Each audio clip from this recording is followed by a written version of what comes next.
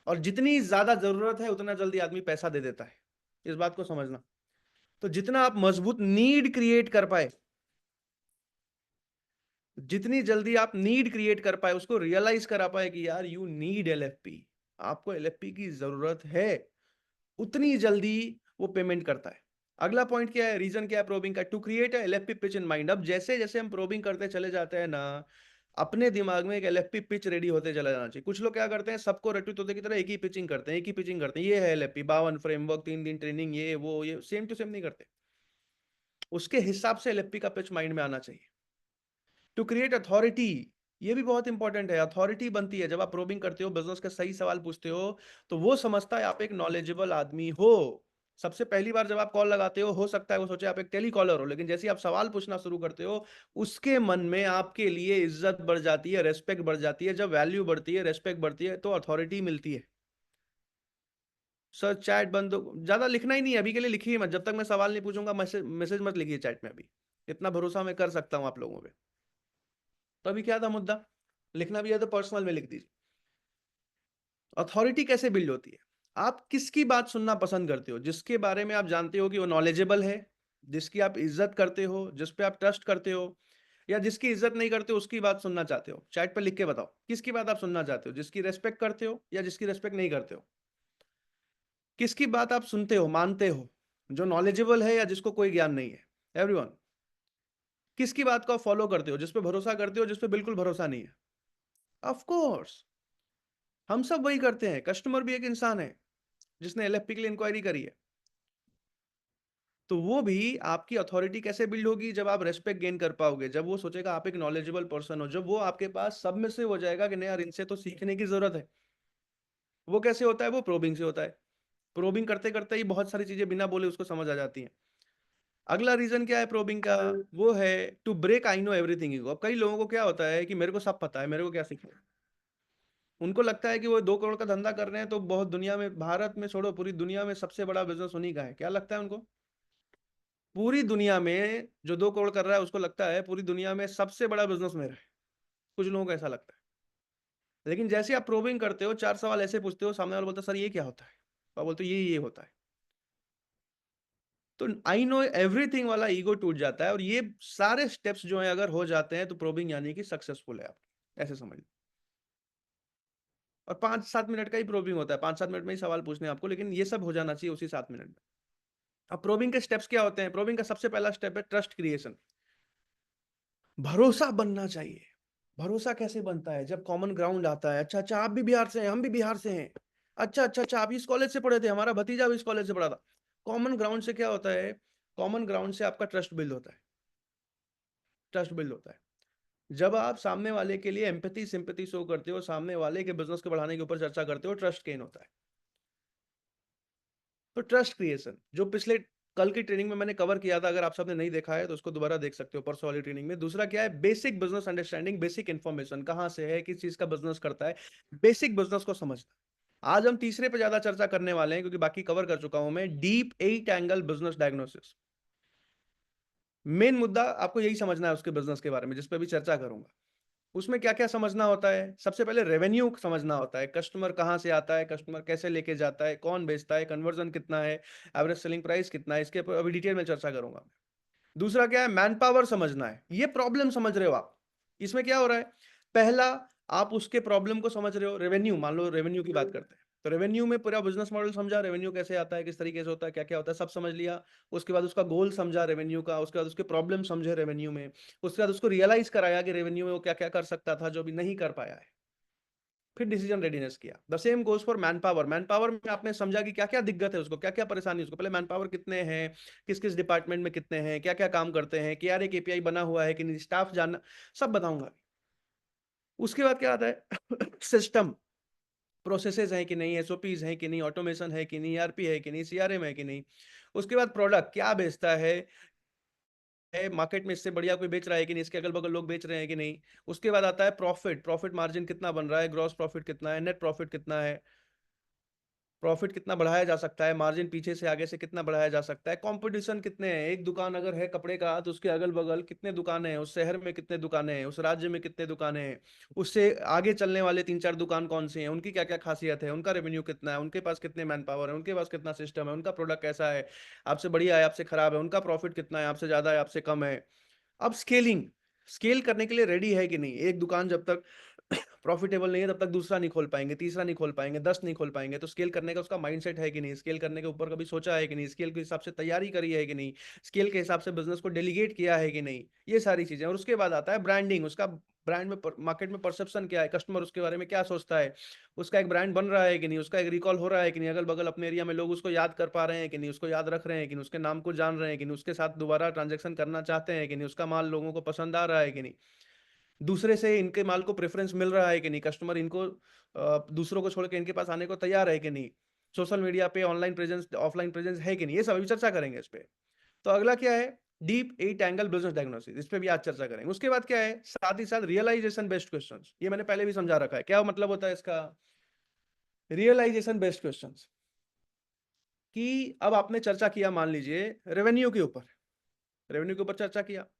अब बात हुई कि सर आज से 2 साल पहले रेवेन्यू कितना था आपका, तो सर 2 साल पहले तो रेवेन्यू 2 करोड़ था। अच्छा, पिछले साल कितना था, पिछले साल तो जी 2 करोड़, इस साल कितना है, 2 करोड़ 20 लाख। सर इतना स्लो ग्रोथ क्यों कर रहे हैं आप, अगर आज से 2 साल पहले 2 करोड़ था तो आज 4 करोड़ 5 करोड़ पे आपको होना चाहिए था 2 साल में, क्यों नहीं है। ये क्या किया मैंने, उसको रियलाइज कराया क्यों नहीं है, उसको जवाब तो देगा क्यों नहीं है, कुछ ना कुछ बोलेगा, ये नहीं है, फंड नहीं है, कैपिटल नहीं है, कस्टमर नहीं बढ़े, जो भी बोलेगा वो। लेकिन इनडायरेक्टली मैंने उसको रियलाइज करा दिया कि भैया उसका रेवेन्यू उसी स्पीड से नहीं बढ़ रहा है। उसने बोला मैन पावर, मैंने बोला लोग छोड़ के चले जाते हैं क्या, हाँ लोग छोड़ के चले जाते हैं। डेलीगेट किया है कि आपका कोई ऐसा आदमी है क्या कि आप ना रहो तो आपका बिजनेस को संभाल ले, बोला नहीं सर ऐसा तो नहीं है। क्या हुआ, रियलाइज कराया, अच्छा अच्छा अच्छा, नहीं है अभी। आपके मैन पावर इतने ट्रेंड है क्या, आपको सेल्स में ना घुसना पड़े, खुद ही सारा सेल्स कर लेते हो, बोला नहीं सर अभी तो नहीं।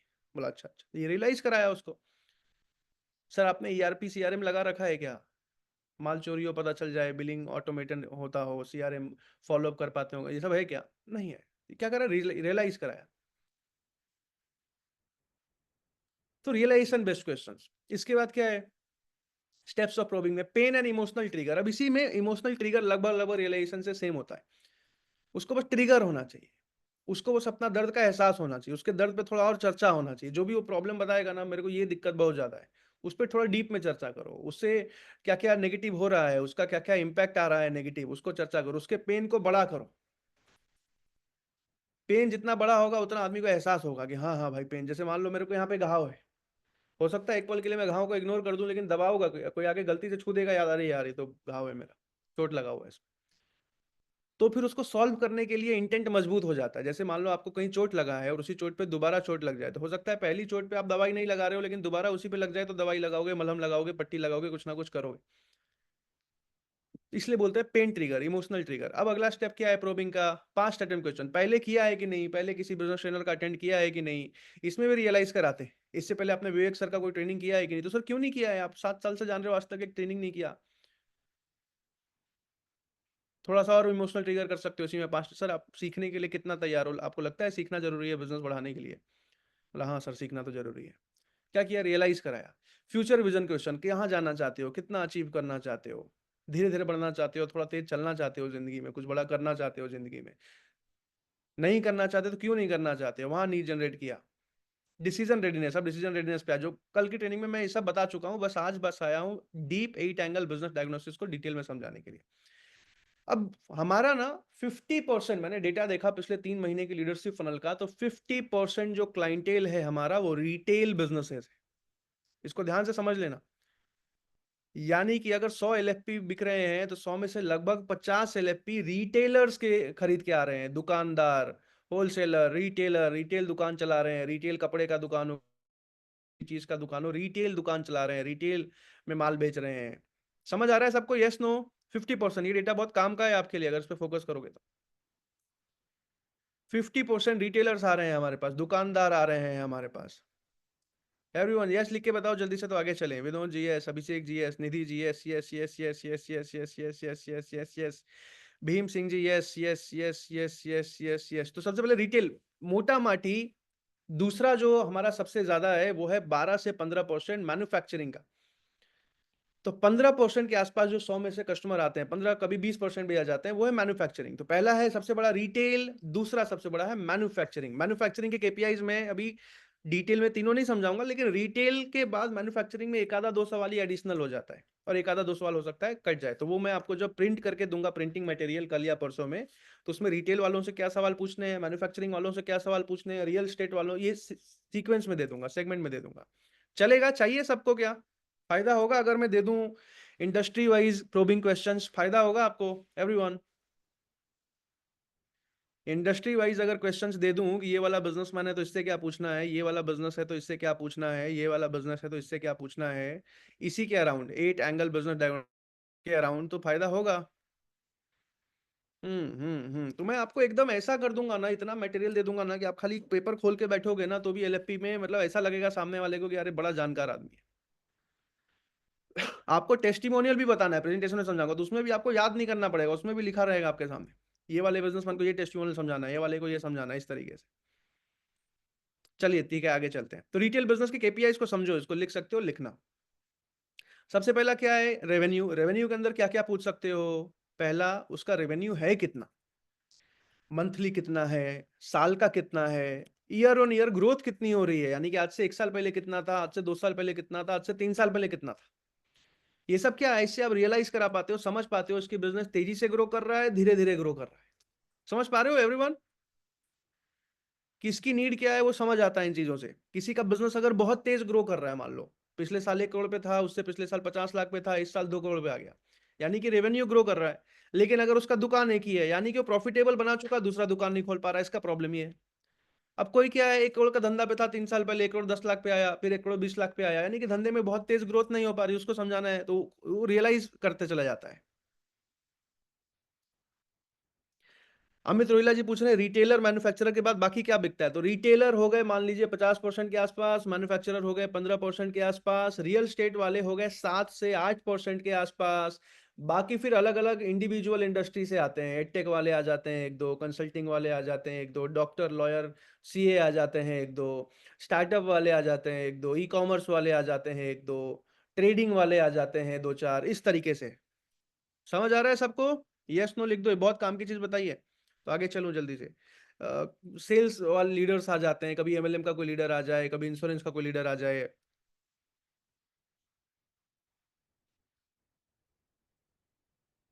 Full form of KPIs Ravi Mathur ji, key performing indicator. जैसे मान लीजिए मेरे को, मैं एक आईबीसी हूँ, रेवेन्यू बिल्ड करना है, इस बार 5 लाख का धंधा करना है, चलो इस बार 5 एलएफपी बेचना है। अब एक एलएफपी अगर 1% का कन्वर्जन आ रहा है मेरा, तो केपीआई क्या क्या हुआ, सबसे पहला हुआ कि 1% का कन्वर्जन लेके आना है। दूसरा केपीआई क्या हुआ, 5 एलएफपी बेचने के लिए 500 लीड पे काम करना है, तो पहला केपीआई 500 लीड, दूसरा केपीआई 1% कन्वर्जन। अब अगर 5 एलएफपी सेल करके 6 लाख का धंधा करना है, तो लगभग लगभग 1,20,000 का एवरेज सेलिंग प्राइस आ जाना चाहिए। तो तीसरा केपीआई क्या हो गया, एएसपी 1,20,000। तो क्या क्या मेट्रिक जो है मेरे को अचीव करने, वो होता है केपीआई आसान भाषा में। तो ईयर ऑन ईयर ग्रोथ कितना है, पिछले साल कितना था, उसके पिछले साल कितना था, उसके पिछले साल कितना था, मंथ ऑन मंथ ग्रोथ हो रहा है कि नहीं हो रहा है, पिछले महीने कितना था, उसके पिछले महीने कितना था, उसके पिछले महीने कितना था, ग्रॉस प्रॉफिट कितना है, नेट प्रॉफिट कितना है, इसको समझना है आपको, इसको समझना है आपको। तो ओवरऑल रेवेन्यू समझा, रेवेन्यू के अंदर अब क्या क्या समझा, एंटायर सेल्स प्रोसेस समझना है आपको कि माल कैसे बिकता है, तो कस्टमर कहाँ से आता है। रिटेल वाले सीजीपी में आते हैं, हाँ हाँ बिल्कुल आते हैं, मैन्युफैक्चरिंग वाले रिटेल वाले आते हैं, सुनील पवार जी सीजीपी में भी आते हैं। ठीक है, एंटायर सेल्स प्रोसेस को समझिए। अब what, where, who, when, how, how many, इसका मतलब क्या है कि इसमें वाई नहीं लिखा है मैंने। व्हाट का मतलब क्या है, क्या बेचता है, प्रोडक्ट क्या है, सर्विस क्या है, क्या बनाता है, उसको डिटेल में समझो थोड़ा। कहाँ बेचता है, कहाँ बनाता है, उसको डिटेल में समझो थोड़ा। कौन बेचता है, किसको बेचता है थोड़ा, कस्टमर कौन है उसका, बेचता कौन है, कब बेचता है, कैसे बेचता है, कितना बेचता है, बेचने वाले कितने लोग हैं।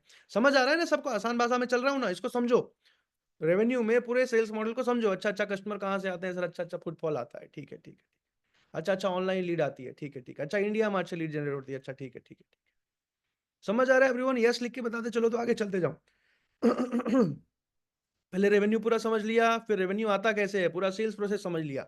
बेचने वाले कितने लोग हैं, बेचते किसको हैं, किस तरीके से बेचते हैं, ये सारी चीजें उसको आपको समझना है। समझते समझते आपको समझ आते चलेगा, अच्छा अच्छा अच्छा ऐसे चल रहा है काम। आगे चलते हैं। अब अगला क्या है, नंबर ऑफ कस्टमर। तो टोटल नंबर ऑफ कस्टमर आ कितने रहे हैं इसके पास, इसको फुटफॉल समझ लो, लीड समझ लो। अगर फिजिकल दुकान है तो फुटफॉल है, बाल काटने का काम है फुटफॉल है, कपड़े बेचने का काम है फुटफॉल है, बेकरी है केक बेचता है फुटफॉल है, जो भी रिटेल का काम है वहां पे फुटफॉल है। यानी कि कस्टमर आता है माल लेके जाता है, कस्टमर आता है माल लेके जाता है, सूट बनाता है, स्टिचिंग करता है, मेकअप का सामान बेचता है, फुटफॉल है। समझ आ रहा है ना सबको। जूता बेचता है फुटफॉल है, मोजा बेचता है फुटफॉल है, टूथपेस्ट बेचता है, राशन किराना का दुकान बेचता है, मिठाई खिलाता है, रेस्टोरेंट चलाता है, फुटफॉल है। अब अगर कोर्स बेचता है, लीड जनरेट करता होगा, दुकान में आके तो कोई ऑनलाइन कोर्स खरीद के जाता नहीं होगा, है ना। कई ऐसे प्रोडक्ट्स हैं जो हो सकता है ऑनलाइन बेचता हो, टी शर्ट बना के ऑनलाइन बेचता हो, मेकअप का सामान फेस वॉश बना के ऑनलाइन बेचता हो, हाँ, अंडरवेयर बना के ऑनलाइन बेचता हो, शर्ट पैंट बना के ऑनलाइन बेचता हो, बहुत सारी चीजें हैं, हेयर जेल बना के ऑनलाइन बेचता हो, हेयर स्प्रे बना के ऑनलाइन बेचता हो, कैंची बना के ऑनलाइन बेचता हो। तो वो आपको मॉडल समझना है। लेकिन समझना क्या है, नंबर ऑफ कस्टमर, लीड कितनी आ रही है, कस्टमर कितने आ रहे हैं। दूसरा कन्वर्जन, अब उसमें से कितने लोग माल लेके जा रहे हैं। ऑनलाइन लीड आ रही है, ई कॉमर्स पे आ रही है, ई कॉमर्स पे ट्रैफिक कितना आ रहा है, उसमें से कन्वर्ट कितना हो रहा है। लीड जनरेट करके बेच रहा है, लीड आ कितनी रही है, उसमें से कन्वर्जन परसेंटेज कितना है। फुटफॉल आ रहा है, तो दुकान में कितने लोग आ रहे हैं, खरीद के कितने लोग जा रहे हैं। इसको डेली और मंथली के हिसाब से कैलकुलेट करना है आपको, ध्यान से समझना। मान लीजिए मेरी बात हो रही है, ध्यान से समझिएगा इस बात को। मान लीजिए जूते बेचने का दुकान है किसी का, वो आया मेरे पास। तो अब मेरा पहला सवाल, पूरा रेवेन्यू समझ लिया, पूरा एंटायर सेल्स प्रोसेस समझ लिया, भैया रेवेन्यू कितना है आपका, तो मान लीजिए मंथली जी हमारा तो 10 लाख का जूता बिकता है। अच्छा अच्छा अच्छा, साल का कितना है, तो 1 करोड़ 20 लाख का जूता बेचता है। अच्छा अच्छा अच्छा, आज से 1 साल पहले कितना था, तो अच्छा अच्छा 90 लाख का बेचते, लगभग लगभग 90 से 120 पे आ गए, मोटा मोटी 30-35% का ग्रोथ ले लिया। अच्छा ठीक है, उससे पहले कितना था, तो 50 लाख था, 50 से 90 पे, 90 से 120 पे गए। कितनी दुकानें हैं जी, एक ही दुकान है। अच्छा अच्छा, कितने साल से है, 10 साल से, 10 साल से एक ही दुकान चला रहा है। मंथ ऑन मंथ ग्रोथ कितना है, पिछले महीने कितना था, तो 9 लाख था, इस महीने कितना है, 10 लाख, यानी कि मंथ ऑन मंथ 10% से ग्रो कर रहा है, बहुत अच्छा नंबर है। ग्रॉस प्रॉफिट कितना है जी, तो ग्रॉस प्रॉफिट मान लीजिए कि 30% का मार्जिन है, तो 1 करोड़ 20 लाख में जो इतना। नेट प्रॉफिट कितना है जी, तो खर्चा वर्चा रेंट वेंट काट के, एक आधा दो चार एम्प्लॉय का सैलरी काट के, तो फिर उसको जो है 25% बच रहा है फॉर एग्जाम्पल। अच्छा समझ लिया। एंटायर सेल्स प्रोसेस क्या है जी, तो कुछ नहीं जी, दुकान में लोग आते हैं, जूता पहनते हैं, जूता पहन के देखते हैं, पसंद आता है, खरीद के जाते हैं। तो कितना लोग आते होंगे डेली दुकान में, तो 50 लोग आते होंगे डेली। अच्छा अच्छा अच्छा, ठीक है ठीक है। तो 50 लोग आते हैं डेली, महीने के कितने हो गए, तो 1500 हो गए। अच्छा ठीक है, तो 1500 में से सर 50 में से डेली कितने खरीद के जाते होंगे, तो मोटा माटी कभी निकाला तो नहीं है। अच्छा क्यों नहीं निकाला, कोई बात नहीं, कैलकुलेट नहीं करते हैं, ठीक है। लेकिन लमसम बता दीजिए, तो लमसम जी 50 में से 40 लोग खरीद के जाते होंगे। अच्छा 40 लोग, यानी कि पूरे महीने में 1500 लोग आ रहे हैं, 1200 लोग खरीद के जा रहे हैं। तो यानी कि आपका जो कन्वर्जन परसेंटेज है 80% का है। तो जितने लोग आ रहे हैं उसमें से 80% कन्वर्ट हो रहे हैं। तो दूसरा समझ में आ गया। तीसरा एवरेज बिल वैल्यू। तो एवरेज बिल वैल्यू निकालते हैं, एवरेज ट्रांजेक्शन वैल्यू निकालते हैं, एवरेज सेलिंग प्राइस निकालते हैं। बोला नहीं जी, ये तो नहीं निकालते हैं। अच्छा कोई बात नहीं, मंथली रेवेन्यू कितना था पिछले महीने दुकान में, 10 लाख था। अच्छा ठीक है, कितने लोग खरीद के गए, तो 1200 लोग खरीद के गए। ध्यान से समझना इस बात को, तो डिवाइड कर दो, आप खुद ही एएसपी निकाल लो बैठ के कैलकुलेटर में। तो 10 लाख का मामला बेचा, ऐसे समझो 10 लाख का रेवेन्यू बेचा, मैं बड़ा आसान भाषा में बोल रहा हूँ जानबूझ के। तो 1200 का कस्टमर लेके गया, यानी कि एक कस्टमर 833 का सामान लेके गया, तो एवरेज सेलिंग प्राइस कितना हुआ, 833। अब आपसे एक क्वेश्चन पूछ लेता हूँ, मान लीजिए किसी का धंधा है 20 लाख का, और 1000 कस्टमर खरीद के गए, तो एवरेज सेलिंग प्राइस कितना हुआ, चैट पे लिख के बताओ जल्दी से। एवरीवन, किसी का जूते बेचने का काम है, 20 लाख का महीने का रेवेन्यू करता है, और महीने में 1000 कस्टमर खरीद के जाते हैं, तो एवरेज सेलिंग प्राइस कितना हुआ, कैलकुलेट करके जल्दी से बताइए चैट पे। हम्म। ओके ओके, बताते जाओ बताते जाओ। हम्म। 2000, एकदम ठीक बात है। चलिए और आगे चलते हैं। किसी का बाल काटने का काम है, महीने का 20 लाख का काम कर रहा है, और 4000 कस्टमर उससे महीने में बाल कटा के जा रहे हैं, जो भी करा के जा रहे हैं, बाल कटाएं, फेस वॉश कराएं, फेस पैक करवाएं, जो भी करवाएं। कितना हुआ, कितना हुआ, 20 लाख का धंधा कर रहा है, महीने में 4000 लोग आ रहे हैं। हाँ 500, एकदम ठीक बात। तो ऐसे सामने वाले को नहीं भी पता हो, आप निकाल के बता सकते हैं, अच्छा अच्छा 500 का एवरेज आपका ये ठीक है जी। आगे चलते हैं जी। अब इस पे क्या है ना, इन तीन चीजों पे अब अगर उसके एक दुकान से ज़्यादा दुकान है, एक स्टोर से ज़्यादा दुको स्टोर है, तो चौथा सवाल बनता है, ये 3 ही सवाल अभी लिखे थे, चौथा सवाल है average revenue per unit. Unit का मतलब यहाँ पे क्या है? Store, distributor, wholesaler, retailer, counter, dealer, affiliate, sales agent, employee. अब मान लीजिए उसका क्या है, एवरेज रेवेन्यू पर स्टोर, मान लीजिए उसके 10 स्टोर है, 5 स्टोर है, तो एवरेज रेवेन्यू पर स्टोर कैसे निकलेगा? पाँचों स्टोर का मंथली का धंधा निकाला, टोटल इतना है, उसको डिवाइड कर दिया 5 से, एवरेज रेवेन्यू पर स्टोर। इसको बढ़ाने से भी धंधा बढ़ता है। डिस्ट्रीब्यूटर है किसी के, तो एवरेज रेवेन्यू पर डिस्ट्रीब्यूटर कितना आता है? इतना आता है। अच्छा, अच्छा, अच्छा। एवरेज रेवेन्यू पर होलसेलर कितना आता है? जितना। अच्छा, एवरेज रेवेन्यू पर रिटेलर, अच्छा किसी का मान लो इलेक्ट्रॉनिक का काम है, काउंटर से माल बेचता है, तो अगर दिल्ली एनसीआर में 200 काउंटर पे उसका माल रखा, उसका बल्ब रखा जा रहा है, तो 200 काउंटर से बिक रहा है, तो एवरेज रेवेन्यू पर काउंटर कितना है? एवरेज रेवेन्यू पर डीलर कितना है? एवरेज रेवेन्यू पर अफिलिएट, अफिलिएट के थ्रू बेच रहा है, एवरेज रेवेन्यू पर अफिलिएट कितना है? सेल्स एजेंट से बेच रहा है, एवरेज रेवेन्यू पर सेल्स। समझ आ रहा है सबको? आगे चले एवरीवन।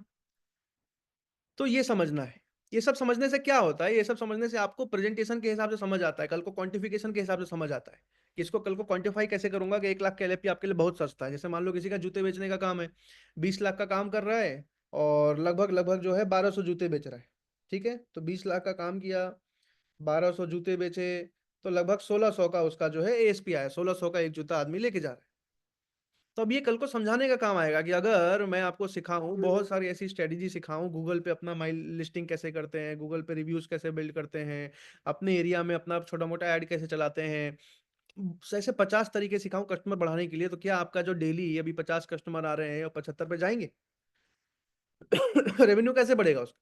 उसके दुकान में अगर आज डेली 50 लोग आ रहे हैं और अगर 70 लोग आने लग जाएँ, तो 50 लोग आ रहे थे, तो उसके 1500 लोग आ रहे थे महीने में। अगर 70 लोग आने लग गए डेली, तो 30 दिन में उसका हो गया 2100 आदमी। तो नंबर ऑफ कस्टमर बढ़ाने से धंधा बढ़ता है, वो मेरे को लास्ट में क्वांटिफिकेशन में काम आएगा। दूसरा है कन्वर्जन। अब 1500 लोग आ रहे थे, 1200 लोग लेके जा रहे थे, 80%, लेकिन इसको अगर 90 कर दे हम लोग कन्वर्जन बढ़ा के, एम्प्लॉय को ट्रेनिंग करके, एम्प्लॉय को बेचना सिखा के, एम्प्लॉय को अच्छे से ट्रीट करना सिखा के, एम्प्लॉय को अच्छे से कि सामने वाले कस्टमर को क्या चाहिए वो समझ के उसको सही प्रोडक्ट देना सिखा दें, उसको थोड़ा तारीफ करके खरीदना सिखा दें, कन्वर्जन में जितने भी सेल्स स्किल्स हैं सिखा दें, और अगर उसका 90% का कन्वर्जन हो जाए, ऐसे मान के चलो, तो क्या है कि 100 लोग, पहले तो लोग बढ़ा दिए हमने, फिर उसमें 90% कन्वर्जन बढ़ा दिया, तो कन्वर्जन 1890 हो गया। पहले 1200 लोग खरीद के जा रहे थे, अब 1890 लोग खरीद के जा रहे हैं। अब क्या किया, एवरेज सेलिंग प्राइस उसका 1200 आ रहा था, अब सिखाया अपसेल कैसे करते हैं, महँगा माल कैसे बेचते हैं, प्रीमियम माल कैसे बेचते हैं। वो 1200 का बोल रहा है, उसको 2000 का माल कैसे दिखाते हैं, उसको पसंद कैसे कराते हैं, एक बार पसंद आ जाए आदमी लेके जाता है। वो आया है जूता लेने, मोजा साथ में देके कैसे बेचते हैं, वो आया अपने लिए जूता लेने, मम्मी के लिए साथ में चप्पल देके कैसे बेचते हैं, क्रॉस सेल कैसे करते हैं, अपसेल कैसे करते हैं, साथ वाले पार्टी को साथ में कैसे बेच के बेचते हैं, 1 जूता लेने आया था, 2 जूता लेके कैसे बेचते हैं। आप समझ पा रहे हो? अभी अपनी कहानी सुनाता हूँ आपको। मेरे ना शादी के समय, ध्यान से सुनना। मेरी शादी के समय मैंने एक शेरवानी पहनी थी, किसी ने अगर इंस्टा पे मेरा फ़ोटो देखा हो, देखा है किसी ने? देखो जिससे मैं शेरवानी खरीदा वो भाई कितना समझदार था, सुनिएगा एकदम ऑनेस्ट कहानी बता रहा हूँ आपको, केसी रजा जी। तो हुआ क्या, शेरवानी खरीदने के लिए मेरे पास टाइम नहीं था। तो राहुल शर्मा सर को जानते हैं ना आप सब? राहुल शर्मा? ठीक है, तो राहुल शर्मा सर के साथ मतलब 2 घंटे टाइम निकाल के मैं गया खरीदने के लिए शेरवानी। तो एक दुकान में गया, उन्होंने वो भाई कैसे शेरवानी दिखा रहे हैं, ऐसे शेरवानी निकाल के फेंक रहे हैं, अपना उस पे टेबल पे, ये देखो ये है, ये है, ये है। समझ आ रहा है धर्मपाल जी? मेरे को वहाँ पे पसंद नहीं आया शेरवानी। मैं दूसरे दुकान पे गया, वहाँ पे उन्होंने निकाला, दिखाया, मैंने कहा ये वाला पहन के ट्राई करते हैं, ये वाला पहन के ट्राई करते हैं। बोला हाँ सर आप कर सकते हैं, एक बार पहले देख लीजिए। मैंने कहा अच्छा, अच्छा। तो वहाँ भी लेकिन मज़ा नहीं आया। तीसरे दुकान में जब गए धर्मपाल जी, तो तीसरे दुकान में भाई ने पूरा सिस्टम बना रखा है, एम्प्लॉयी को ट्रेन कर रखा है संजय जी। एकदम ऑनेस्ट कहानी, मतलब पूरा अब तो दिमाग खाली वही चलता है कि माल कैसे बिक रहा है भानु जी। तो उसने क्या कर रखा है, शेरवानी का सेगमेंट इतना सुंदर बना रखा है, इतना, एक तो देख के मन आ जाए। उसके बाद वो पहनाने के लिए एम्प्लॉयी को ऐसा ट्रेन कर रखा है कि एम्प्लॉयी तुरंत आ रहा था, तुरंत पहना रहा था, और पहनाने के बाद वो साथ में वो स्टॉल होता है ना, वो जो ऐसे कंधे पे लेते हैं, 2 सेकंड में कुछ ऐसा फ़ोल्ड कर रहा था, फट से डाल के इधर हाथ से निकाल दे रहा था। इतना ट्रेंड था। वो जो ऊपर सफ़ा बोलते हैं उसको, जो ऊपर सेहरा बोलते हैं, सेहरा ला रहा था, तुरंत कान साइड करके तुरंत पहना दे रहा था। तो बिल्कुल एकदम मास्टर कर रखा था राजेश जी उसने, अपने एम्प्लॉइज़ को, पहनाने में। पहनाने के बाद एक सेगमेंट बना रखा था, वो फ़ोटो में हो सकता है दुकान वाले से मँगवाऊँ तो आपको दिखाऊँ अगली ट्रेनिंग में। तो उसने एक सेगमेंट अलग से लाइट लगा के, अलग सा पूरा सुंदर सा, कि वहाँ जाके खड़े हो जाओ, हम फ़ोटो खींच के दिखाएँगे अरविंद जी आप कैसे दिख रहे हो। तो पहना रहा था, वहाँ फ़ोटो खिंचा रहा था, पहना रहा था, वहाँ फ़ोटो खिंचा रहा था। अब क्या किया भाई ने, 7-8 फ़ोटो खींचे, समझ आ रहा है सबको रवि माथुर जी? अब लास्ट में क्या किया, फ़ोटो खींचने के बाद, पिंटू जी साक्षी की बात नहीं, दिल्ली की बात कर रहा हूँ अभी मैं। तो वो जमशेदपुर से हैं शायद, पिंटू जी इसलिए कह रहे। तो फिर भाई ने क्या किया, फोटो को कंपेयर किया, कोलाज बना दिया ब्रियम प्रकाश जी। जो बेस्ट 3 लगे मेरे को, तीनों को एक फोटो जोड़ा, 2 फोटो, बड़ा सा इतना बड़ा टैब रखा हुआ था, इतना बड़ा टैब रखा हुआ था जिसमें फोटो खींच खींच के, और फोटो इतनी अच्छी आ रही थी उस लाइटिंग में, 1 फोटो, 2 फोटो, 3 फोटो, तीनों को एक साथ कंपेयर कर दिया। अब एक बार में देख के समझ आ गया, हाँ बीच वाला अच्छा लग रहा है। अब लेने गया था मैं, ध्यान से सुनना, मैंने सोचा शेरवानी कितनी बार पहननी है त्रिपुरारी जी, एक बार जिंदगी में, एक ही बार पहनते हैं ना एवरीवन शेरवानी। अब मैं ऐसे ही कंजूस आदमी, मैं पैसा फालतू फेंकता नहीं, मैंने कहा यार शेरवानी एक बार पहननी है, तो लगभग 40-45 हजार का इतना तो ले लेंगे शेरवानी। ठीक है रुपेश जी। भाई ने ऐसा पहनाया, ऐसा पहनाया, ऐसा पहनाया, वो फोटो देखने के बाद मुझे ही लगे कि इसके अलावा दूसरे में मैं ही अच्छा नहीं लगूं। मैंने पूछा कितने का है ये, इसी को लेते हैं, तो बोला 95,000। अब पसंद आ गई चीज रणधीर जी।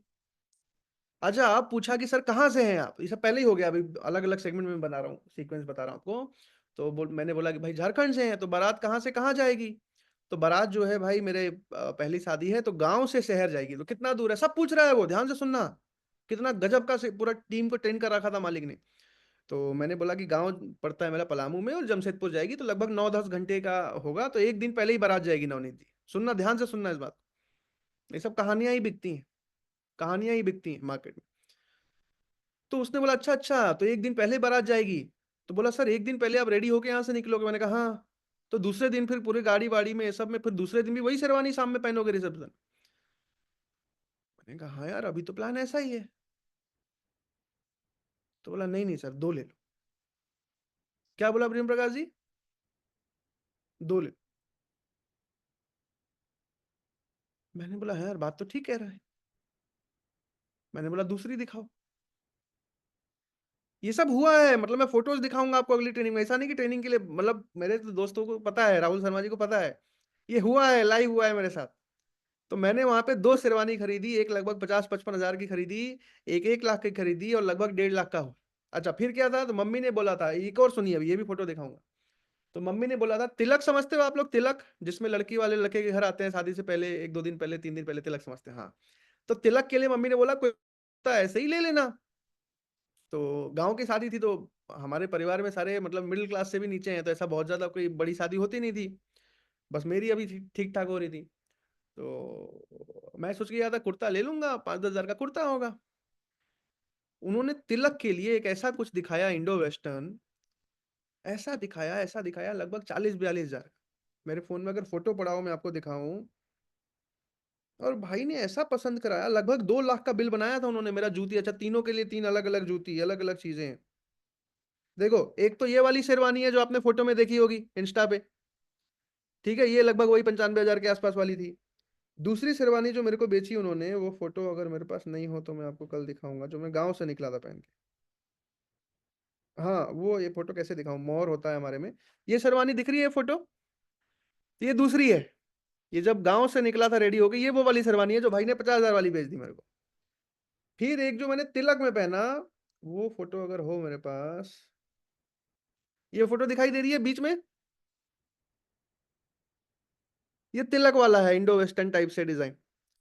तो मैं गया था 40-45 हजार का वहां पे शेरवानी लेने, भाई ने मेरे को 2 लाख का माल बेच के भेजा है। समझ आ रहा है आपको। तो अगर उस दुकान में रोज के 20 कस्टमर भी आ रहे होंगे, तो जिस हिसाब से इसकी सर्विस थी, दूसरे दुकान में हो सकता है जिसमें मैं जा रहा था, 20 में से 5 लोग भी खरीद के नहीं जाते होंगे। ओम प्रकाश जी कह रहे हैं, तिलक वाली सबसे अच्छी है। अरे मुद्दे पे आओ, धंधे पे आओ, ठीक है, थैंक यू। मुद्दा समझिए कि पहले दोनों दुकानों में कन्वर्जन बहुत डाउन होगा, फुटफॉल आ रहा होगा, पर खरीद के नहीं जा रहे होंगे। लेकिन यहाँ पे पहनाने का तरीका, दिखाने का तरीका, प्रोबिंग करने का, रिश्ता बनाने का तरीका, बोला यहीं से खरीदेंगे। फिर अपसेलिंग का तरीका, क्रॉस सेलिंग का तरीका। एक तो खरीदेंगे, कन्वर्जन बढ़ाया, दूसरा माल 50 हजार का खरीदने आया था आदमी, उसको 2 लाख का भेजा। रणधीर जी समझ आ रहा है। प्रोबिंग किया ना उन्होंने, उसको अगर पता नहीं चलता कि गांव से जमशेदपुर जानी है शादी, तो बोल पाता कि 2 ले लो, और बिना समझे वो बोलता कि 2 ले लो, तो मैं 2 लेता। मेरे को लगता है बेच रहा है। लेकिन उसने क्योंकि समझा, वो बात तो लॉजिकल है यार, चंदन जी।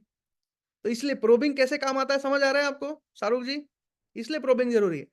उसके बाद क्वांटिफिकेशन में भी बहुत ज़्यादा काम आता है, कैलकुलेशन में। कैसे काम आता है? जैसे वही मैं समझा रहा था अभी आपको कि अब 2000 में से 1500 में से 1200 लोग खरीद के जा रहे थे। अभी 2100 में से 1890 लोग खरीद के गए और एएसपी जो उसका था, पहले जो आ रहा था एएसपी कितना आ रहा था? लगभग-लगभग 1600 भी निकाला था हमने, 20 लाख डिवाइड बाय 1200 1600। अब एएसपी को अगर बढ़ा के 2000 कर दें, तो उसका धंधा जो है सीधा-सीधा 37 लाख 80 हज़ार। क्या बढ़ाया? तो 50 का 70 किया डेली फुटफॉल को। उसके बाद क्या किया? कन्वर्जन को 80% से 90% किया। उसके बाद क्या किया? एवरेज बिल वैल्यू को 1600 से 2000 कर दिया, बस। ये ऐसा है कि हमारे लिए नर्सरी है करवाना। ये बहुत बेसिक चीज़ें हैं करवाना। इसलिए तो रेवेन्यू हो गया, average revenue per unit, store, distributor इसको पूछना है। इसके बाद रिपीट कस्टमर सेल्स आता है कि नहीं आता है? सर एक कस्टमर बार-बार आता है कि नहीं? रिपीट कस्टमर बहुत ज़्यादा ज़रूरी होता है, खास करके सर्विस वाले बिज़नेस में, रिटेल में, क्योंकि एक ही एरिया में काम हो रहा होता है। तो एक ही एरिया में अगर एक बार खरीद के जाए, दोबारा आदमी ना आए, तो आप दुकान 10 साल तक चला पाओगे क्या एवरीवन? येस, नो लिख के चैट पे बताओ। एक दुकान, एक शहर के, एक पिन कोड पे। अब उस पिन कोड के 5 किलोमीटर के आस-पास के लोग आएँगे। अब अगर एक दुकान में आपके पास एक बार आदमी खरीद के जा रहा है, दोबारा आपके पास आ ही नहीं रहा है, तो क्या वो दुकान वहाँ 20 साल तक चलेगी उस एरिया में? क्या वहाँ वही लोग बार-बार, बार-बार आके खरीदेंगे? नहीं खरीदेंगे। और ख़ास करके जिस बिज़नेस में सर्विस है, जैसे बाल काटने का काम है। अब एक बार मेरा बाल अगर खराब कट गया, मैं दोबारा आऊँगा क्या एवरीवन? येस और नो? लिख के बताइए चैट पर। खाना खाने गया, कहीं का डोसा पसंद नहीं आया, दोबारा जाऊँगा क्या? नहीं जाऊँगा। मैन्युफैक्चरिंग में भी एक बार जैसे माल मँगाया, माल पसंद नहीं आया या माल कस्टमर खरीद के नहीं गया, मैं डिस्ट्रीब्यूटर हूँ, मैन्युफैक्चरर से दोबारा माल मँगाऊँगा क्या एवरीवन? Yes, no? मैं काउंटर पे लाइट बेचता हूँ, मैंने लाइट मँगाया फलना आदमी का, लाइट मँगाया, लाइट बेचा, कस्टमर आके 2 दिन में रिफंड करके भाई लाइट नहीं खरीद खराब लाइट है, इसकी खराब हो जाती है। क्या मैं दोबारा उस मैन्युफैक्चरर से लाइट मँगाऊँगा क्या एवरीवन? येस और नो? तो रिपीट सेल्स को समझना है, रिपीट सेल्स आता है, नहीं आता है, कितना आता है, कैसा आता है? Average monthly revenue per square feet निकालते हो, नहीं निकालते हो? मैंने ऐसा देखा है कि कहीं-कहीं दुकान जो है 3000 स्क्वायर फीट की है। 3000 स्क्वायर फीट के दुकान में मंथली रेवेन्यू खाली लगभग-लगभग 20-25 लाख का एग्जांपल दे रहा हूँ। और वहीं आप चांदनी चौक में चले जाओ 500 स्क्वायर फीट के दुकान में मंथली रेवेन्यू 2 ढाई करोड़ का होता है। Yes, no? तो revenue per square feet calculate करना ज़रूरी है। करते हैं, नहीं करते हैं? कितना है? आपका बिज़नेस कहीं सीज़नल तो नहीं है, ऐसा तो नहीं सीज़न में ज़्यादा बिकता हो किसी सीज़न में। सीज़न का मतलब खाली मौसम से नहीं होता है, शादियों के सीज़न में इस तरीके से भी होता है। इस तरीके से भी होता है। फेस्टिवल में ज़्यादा बिकता है क्या आपका माल? जैसे मान लो किसी का मिठाई का काम है, तो जब भी कोई पर्व, कोई त्योहार आएगा, मिठाई ज़्यादा बिकेगा। Yes, no? चैट पे लिख के बताओ। समझ आ रहा है? इसको समझना है आपको। पूछना है, समझना है कि सीज़न में ज़्यादा बिकता है क्या? जब भी फेस्टिवल आएगा, जब भी त्योहार आएगा, जब भी होली आएगी, दबादब मिठाई बिकेगी। जब भी दिवाली आएगी, दबादब मिठाई बिकेगी। समझ आ पा रहे हो आप लोग? उस हिसाब से प्रिपेयर कर बाद में क्वांटिफाई करने में काम आती हैं चीज़ें। ब्लिंकिट पे आप देखो जो त्योहार है उस हिसाब से सामान मिलता है। क्या बोलते हैं एक त्योहार आता है दिवाली के आस-पास जिसमें झाड़ू खरीदा जाता है। कौन-सा त्योहार है वो नाम लिख के बताना चैट पे एक बार। कोई एक त्योहार आता है जिसमें झाड़ू खरीदना होता है। आई डोंट नो मैं नाम भूल रहा हूँ उस त्योहार का। छठ में नहीं, छठ पे झाड़ू नहीं खरीदना होता। हाँ, धनतेरस में शायद खरीदना होता है। शायद, ठीक है? धनतेरस हाँ। तो अब क्या है कि देखो कि ब्लिंकिट उसी टाइम झाड़ू भर देता है अपने दुकान में लाके। भर देता है। 14 फरवरी को मैं हैरान हो गया। मतलब कुछ बातें मैं बता नहीं सकता इस मीटिंग में। 14 फरवरी को ब्लिंकिट पे, ज़ेप्टो पे गुलाब, चॉकलेट्स अलग से पूरा थीम इनफैक्ट अलग-अलग वो और भी कई प्रोडक्ट लेके आ जाते हैं। तो बिज़नेस सीज़नल है कि नहीं, फेस्टिवल वाला है कि नहीं। अब स्वेटर का काम है, जैकेट का काम है, ठंड के कपड़ों का काम है। वो ठंड के कपड़े गर्मी में बिकेंगे क्या? जुलाई के महीने में स्वेटर बिकता है क्या एवरीवन? Yes, no? तो ये समझना है कि बिज़नेस सीज़नल है कि नहीं है।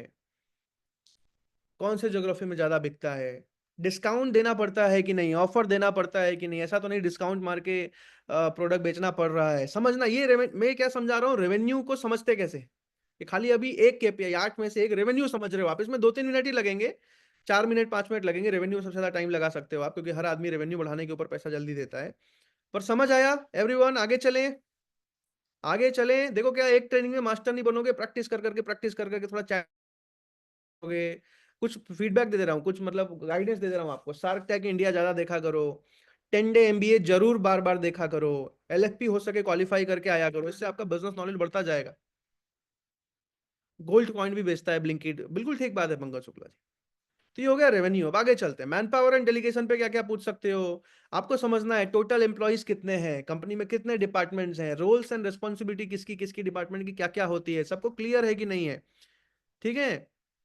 उसके बाद सेल्स टीम कितने हैं, मैनेजर है कि नहीं, ये सब सवाल का मतलब समझो। अगर उसका दुकान है और दुकान में खुद ही बैठता है तो उससे सवाल पूछ सकते हो कि सर ऐसा आदमी कोई तैयार हुआ है जो आपके बिना दुकान चला ले, आपको बिना प्रेजेंस के। इससे रियलाइज भी हो गया और आपको समझ भी आ गया अभी तक इसके पास डेलीगेशन के लिए लीडर नहीं है। समझ आ रहा है, यस नो लिखते जाना। मैनेजर का मतलब ये है, अभी तक उसने एक ऐसा लीडर तैयार किया है कि नहीं जो डेलीगेट कर पाए अपने काम को उस पर। खाली मैनेजर जरूरी नहीं, हर एक एम्प्लॉय का केआरए केपीआई बना हुआ है कि नहीं। बोलेगा सर ये क्या होता है, आपको बता क्यों जरूरी है बनाना है इसको। आगे चलते हैं, स्टाफ एट्रिशन, इसको आसान भाषा में एम्प्लॉय छोड़ के जाता है कि नहीं, आपको समझना है उसको कहीं दिक्कत तो नहीं आती है एम्प्लॉय छोड़ के जाने में। और डिटेल में समझो, नया एम्प्लॉय लाने में, हायर करने में फिर दिक्कत आती है क्या, नए एम्प्लॉय को ट्रेन करने में दिक्कत आती है क्या, रेवेन्यू पर एम्प्लॉय कितना है आप निकालते हैं क्या, एम्प्लॉयज की ट्रेनिंग करवाते हैं कि नहीं करवाते हैं, कितनी बार होती है ट्रेनिंग, ट्रेनिंग अच्छे से कर पाते हैं कि नहीं। ऐसा तो नहीं पुराने ही लोग कर रहे हैं आपके साथ काम, या नया आदमी आ रहा है जल्दी से सीख पा रहा है कि नहीं, अपना काम डेलीगेट कर पा रहे हैं कि नहीं। ऐसा तो नहीं आज से 1 साल पहले जो काम कर रहे थे, 6 महीने पहले जो काम कर रहे थे, आज भी वही काम कर रहे हैं। ऐसा तो नहीं एक दुकान को चलाने में ही आपका पूरा समय जा रहा है, जब तक उससे फ्री नहीं होंगे तब तक आगे और पैसा नहीं कमाएंगे। लीडर रेडी हुआ है कि नहीं अभी तक डेलीगेट करने के लिए अपना सारा काम, जो आपका पूरा काम संभाल ले ताकि आप अपने बिजनेस को बढ़ा पाए।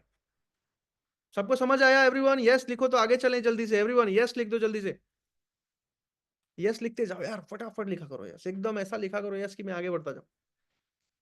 यस यस यस यस, हाँ ऐसे yes yes yes yes yes yes yes yes yes yes yes yes, ठीक है। अब तीसरा क्या था, सिस्टम्स एंड ऑटोमेशन, ये थोड़ा जल्दी पार कर सकते हो 2-4 सवाल पूछ के। जैसे दुकान है तो मैनुअल बिलिंग होती है, बारकोड से होती है, कच्चे का काम कितना है, पक्के का काम कितना है पूछ सकते हो, ठीक है। कस्टमर डेटाबेस जो है, आज से 4 साल पहले जितने भी 4 साल में कस्टमर आए थे सबका डेटा है कि नहीं है, आपके पास डेटा नहीं है तो आप बहुत पुराने बिजनेसमैन। ये समझना है आपको, आपको समझ आएगा उसको बिजनेस में। सीआरएम लगाया है कि नहीं अभी, ईआरपी लगाया है कि नहीं अभी, समझ आया सबको एवरीवन, समझ आया सबको। जितेंद्र जी टू फास्ट, ठीक है रोक देता हूं उसको।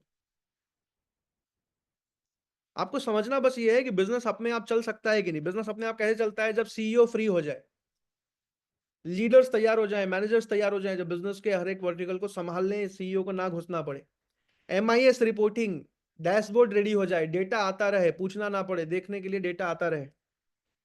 बिजनेस ऑटोमेट कैसे होता है, सीईओ फ्री हो जाए, काम सारा डेलीगेट हो जाए, केआरए केपीआई बन जाए, लीडर्स तैयार हो जाए।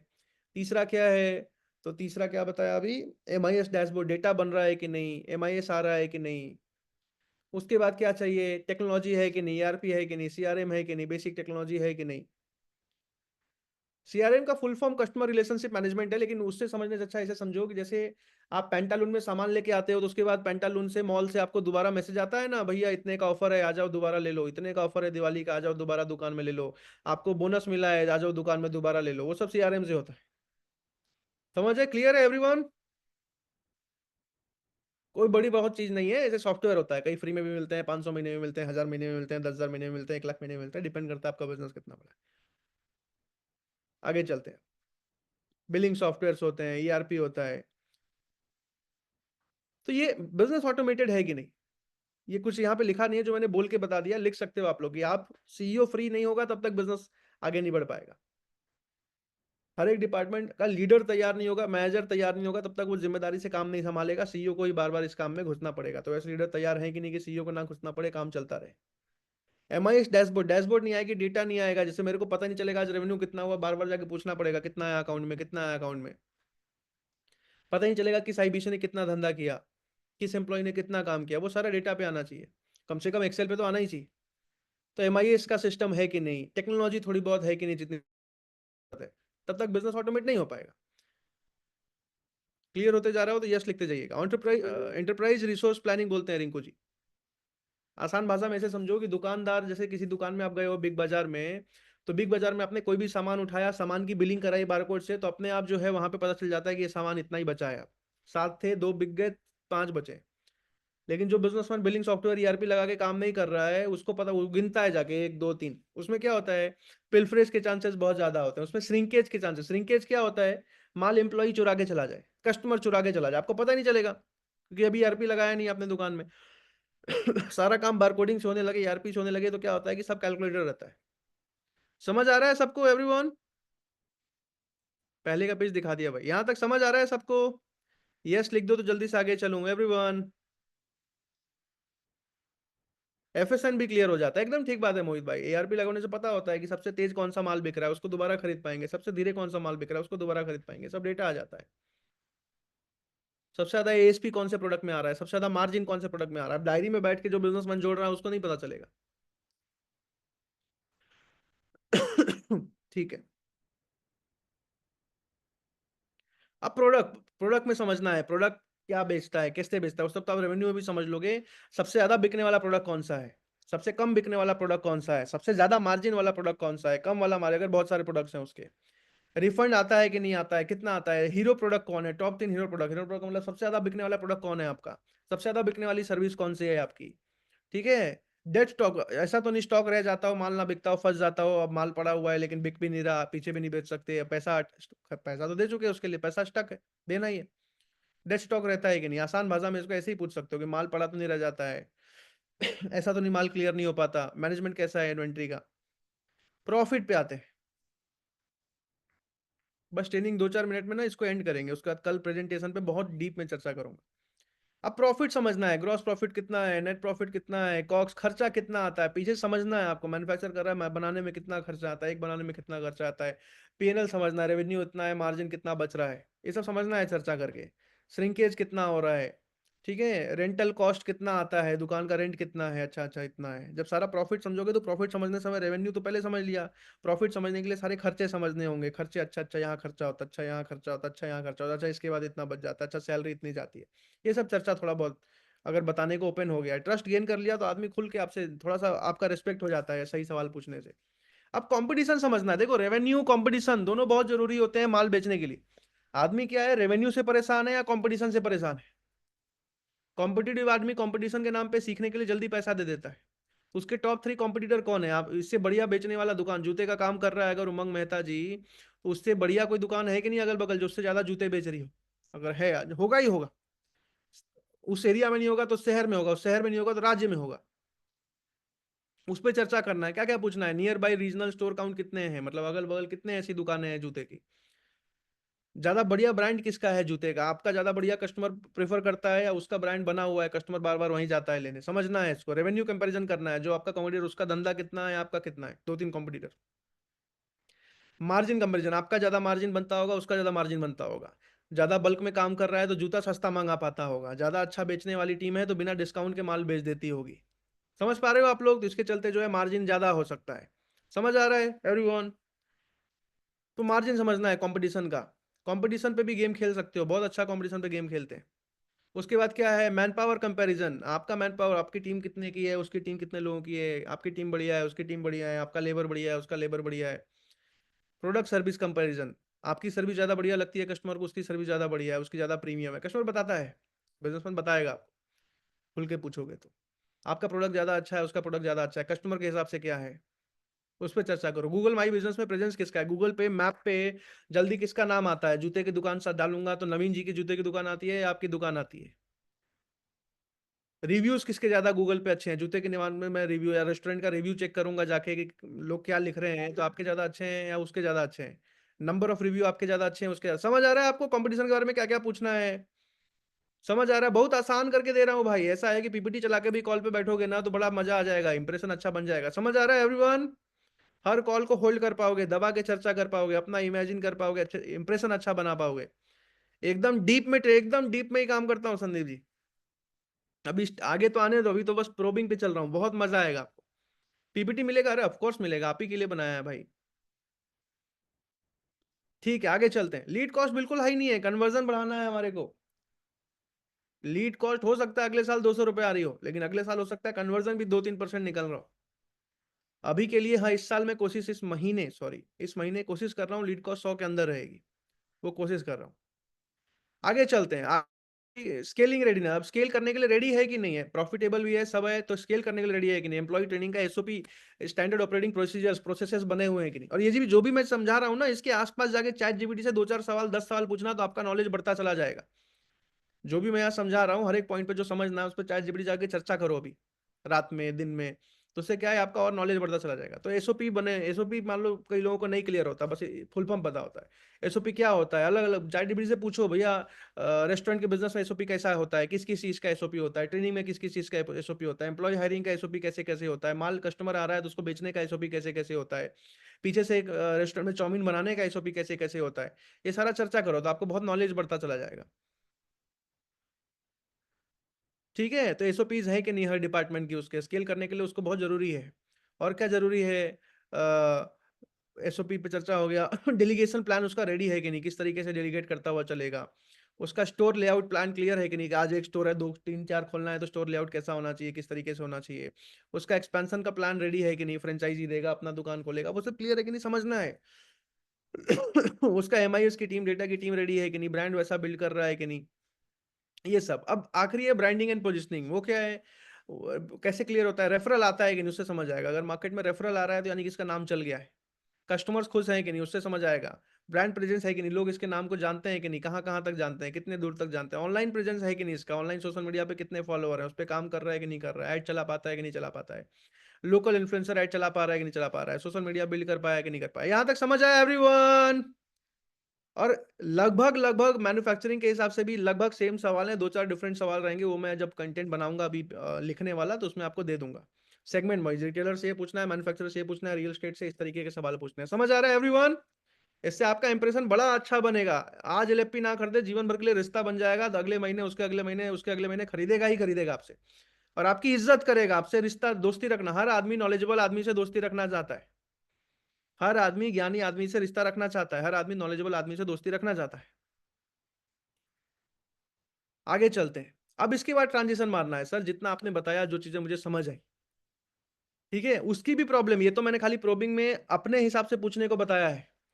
उससे भी डीप में पूछना है कि आपको सबसे ज्यादा प्रॉब्लम कहाँ आती है, क्यों नहीं बढ़ा पा रहे हो, क्या दिक्कत आ रही है, कैसे सॉल्व करोगे, इससे पहले सॉल्व करने के लिए ट्राई किया कि नहीं किया, तो क्यों नहीं हो पाया, तो सीखने की कोशिश करी कि नहीं करी, उससे भी उसके प्रॉब्लम पूछने हैं। एक तो हो गया प्रॉब्लम, आप अपने हिसाब से समझ ही रहे हो, बड़ा कर रहे हो, लेकिन उसका सबसे मेन प्रॉब्लम भी समझना है, उसका पेन पॉइंट भी समझना है। ये सब करना सीख गए तो 5-7 मिनट कॉल के इतना मक्खन, इतना मक्खन, इतना मक्खन जाएगा कि आगे के लिए फंडामेंटल बन जाएगा। फंडामेंटल जितना मजबूत, बिल्डिंग उतनी मजबूत बनती है। क्लियर है सबको एवरीवन? फंडामेंटल जितना मजबूत बनेगा, बिल्डिंग उतनी मजबूत बनती है।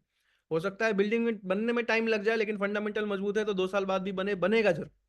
प्रोबिंग ढंग से कर दी, कस्टमर हो सकता है आज एलएफपी ना कर दे, 100 में से 40 कस्टमर से आपकी ढंग से बात हो गई, 60 को दोबारा दूसरे दिन कॉल लगाया, तीसरे दिन, चौथे दिन, 10वें दिन कॉल लगाया, उसमें से तो अगर 100 में से 70 लोगों से बात हुई, एक आदमी इस महीने खरीद के जा रहा है, लेकिन बाकी का सारा ना फॉलो बहुत अच्छा बनने लग जाएगा आपका, अगर आप प्रोबिंग ढंग से सीख जाए। नींव मजबूत तो मकान मजबूत, वाह। अब ट्रांजिशन का मतलब क्या है? अब पहला ट्रांजिशन जो कल की ट्रेनिंग में मैंने समझाया था आपको, वो अगर किसी ने नहीं देखी हो भाई, रिकॉर्डिंग लेके देखना उसको सीक्वेंस में, कि ट्रांजिशन, कि सर एलएफपी के बारे में आपको सब बताऊंगा, लेकिन उससे पहले मैं आपके बिजनेस के बारे में समझना चाहूंगा, ताकि मैं तय कर पाऊं कि एलएफपी आपके काम का है कि नहीं। पहला ट्रांजिशन था। दूसरा ट्रांजिशन होता है प्रोबिंग के बाद, कि जो भी चीजें आपने बताई ना सर, जो भी मुझे आपके बिजनेस के में जो समझ आया, कि जो प्रॉब्लम चल रही है, जो गोल्स हैं आपके, जहां जहां आपको जरूरत है, एलएफपी आपके ही काम का है, आपके ही काम का है। और ट्रांजिशन 2 में एक टेस्टिमोनियल लगा सकते हो, टेस्टिमोनियल की जो सीट रहेगी आपके, उस हिसाब से, कि सर पता है आपको, जो मैंने आपका बिजनेस का हाल समझाना, ठीक यही हाल था गुप्ता जी का, जो भी अगर बन रहा है कोई example testimonial relevant. Gupta ji जब मेरे पास आए थे, मुझे आज याद है कि उनसे जब बात हुई थी, आपकी बात नहीं भी हुई हो, थोड़ा बहुत चलता है, ठीक है, या उसके हमारी बात हुई थी बोल सकते हो, गुप्ता जी से जब हमारी बात हुई थी, एग्जैक्टली यही लेवल पे थे गुप्ता जी। लेकिन एलएफपी अटेंड किया उन्होंने, शुरू में हेजिटेट कर रहे थे, अटेंड किया, आज 1 साल हो गए, और आज गुप्ता जी का बिजनेस यहाँ है, एवरेज रेवेन्यू पर कस्टमर यहाँ है, एवरेज सेलिंग प्राइस यहाँ है, नंबर ऑफ कस्टमर यहाँ है। तो सर एलएफपी बिल्कुल आपके काम का है। अब मैं आपको एलएफपी समझाता हूं। Everyone, is that clear everyone? अब क्या है, आप कंसल्टेंट बन गए, अब उसको क्लियर, अच्छा अच्छा अच्छा, हाँ एलएफपी मेरे समझा इसने अच्छे से कि मेरे को जरूरत है कि नहीं है, तब बोला जरूरत है। और गुप्ता जी ने भी सेम यही प्रॉब्लम को सॉल्व कर लिया। चलो अब एलएफपी समझते हैं। अब एलएफपी कैसे समझाना है, कल बहुत डिटेल में मैं चर्चा करूँगा। मोटा-माटी प्रेज़ेंटेशन का एक स्टेप है, अगर आज भी कुछ लीड पे काम कर रहे हो तो। एलएफपी का कोई भी फीचर समझाओगे तो फीचर के बाद उसका बेनिफिट समझाओगे। बेनिफिट के बाद उसका क्वांटिफिकेशन समझाओगे। क्वांटिफिकेशन के बाद उसमें 2-3 टेस्टिमोनियल इन्फ्लूज़ कर दोगे अगर बड़ा फीचर है तो। टेस्टिमोनियल कुछ टेस्टिमोनियल होते हैं रेपुटेशन बिल्ड करने, जैसे यूबॉन, यूबॉन को हर कोई जानता है, जीना सीखो ऑलमोस्ट जानते हैं लोग। उससे क्या हुआ? रेपुटेशन बिल्ड हो। कुछ टेस्टिमोनियल होते हैं उसको रिलेवेंसी फील कराने के लिए, उसको लगे अच्छा मेरे बिज़नेस में किसी ने ग्रो किया है कि नहीं, मेरे एरिया में किसी ने ग्रो किया है, वो रिलेवेंसी के लिए टेस्टिमोनियल्स होते हैं। कुछ टेस्टिमोनियल होते हैं फील फेल्ट फाउंड लगाने के लिए, उसको भी डर लग रहा था, हाँ सर गुप्ता जी को भी डर लग रहा और लगना भी चाहिए, 1.5 लाख रुपए छोटा अमाउंट थोड़ी होता है। समझ पा रहे हो एवरीवन? तो ये कल बहुत डिटेल में हम चर्चा करेंगे, आपको बहुत मजा आएगा और उसके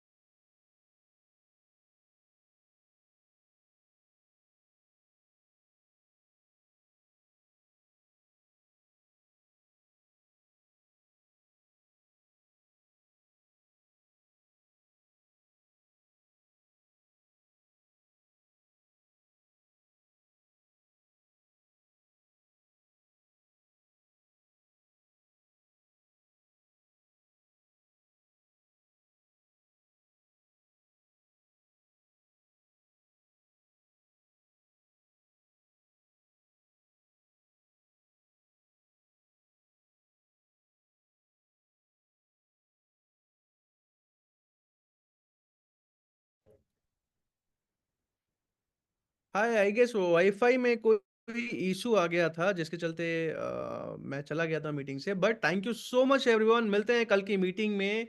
आपका कोई भी दोस्त आईबीसी जो नहीं ग्रो कर पाया हो, करियर ना बना पाया हो या मजबूरी में कहीं 50,000 40,000 30,000 की नौकरी कर रहा हो, कुछ भी हो, उन सबको इस ट्रेनिंग में लाना शुरू कर दीजिए। बोलिए कोई बात नहीं काम मत कर, ट्रेनिंग में आना शुरू कर दे। आई जेन्युइनली वांट कि जितने भी आईबीसी से एक उम्मीद, एक भरोसे, एक ट्रस्ट पे आए थे, उन सब का यहाँ से एक बहुत मजबूत करियर बने अगले 5 साल 10 साल के अंदर। हर एक आईबीसी 2 करोड़ 3 करोड़ 4 करोड़ 5 करोड़ 10 करोड़ का नेटवर्थ अपना बना ले। कई लोग मेरे से पूछते हैं कि सर आईबीसी में फ्यूचर कैसा है, मैं कहता हूँ सबसे बेस्ट फ्यूचर है।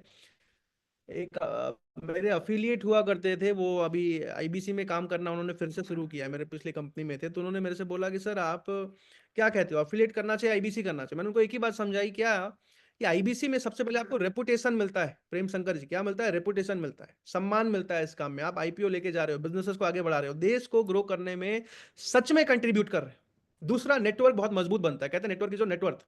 लेकिन कौन सा नेटवर्क? यहाँ जितने व्यापारियों से आपका जान परिचय हो रहा है, नेटवर्क बन रहा है, रोज अगर आप 20 लीड भी ले रहे हो, 10 लीड भी ले रहे हो, रोज आप 5 लोगों से मजबूत नेटवर्क बना रहे हो, आज से रोज 5 के नंबर कभी जोड़ो तो 10 साल बाद आपके कितने सारे बिजनेसमैन से दोस्ती होगी। और अभी अकेले काम कर रहे हो सकता है 6 महीने बाद 2 लोग रख के काम करो तो रोज के 15 नेटवर्क बनेंगे। तीसरा फायदा क्या होता है? तीसरा फायदा होता है लर्निंग कर्व। affiliate या कोई भी ऐसे काम में, एमएलएम में, कोई भी इंश्योरेंस में को मिलती है आपको और सीखते चले जाते हो आप, कल को मजबूत नेटवर्क बन पाएगा। एक्टिव इनकम, अब एक्टिव इनकम जितना कोई भी इंडस्ट्री में बन रहा है उससे ज्यादा यहाँ बनता है कम काम करके, नॉलेज बढ़ा के, कम घंटे लगा के ज्यादा पैसा बनता है। एक हो गया 1000 लीड पे काम किया एफिलिएट में और 50,000 महीना कमाया उमंग मेहता जी। एक क्या होता है 300 लीड पे काम किया 5 लाख महीना कमाया। बेहतर कौन सा है? और नेटवर्क भी मजबूत बनाया, रेपुटेशन भी बनाया, लर्निंग भी कर रहे हैं, ग्रो भी कर रहे हैं। तो इसलिए सबको इनवाइट कीजिए इस मीटिंग में, धीरे धीरे करके लाना शुरू कीजिए। गेम बहुत तेजी से चेंज हो रहा है। Once again thank you so much, बहुत बहुत धन्यवाद। Thank you. अगर ट्रेनिंग अच्छा लगा हो तो अपने अपने ग्रुप में लिख दीजिए।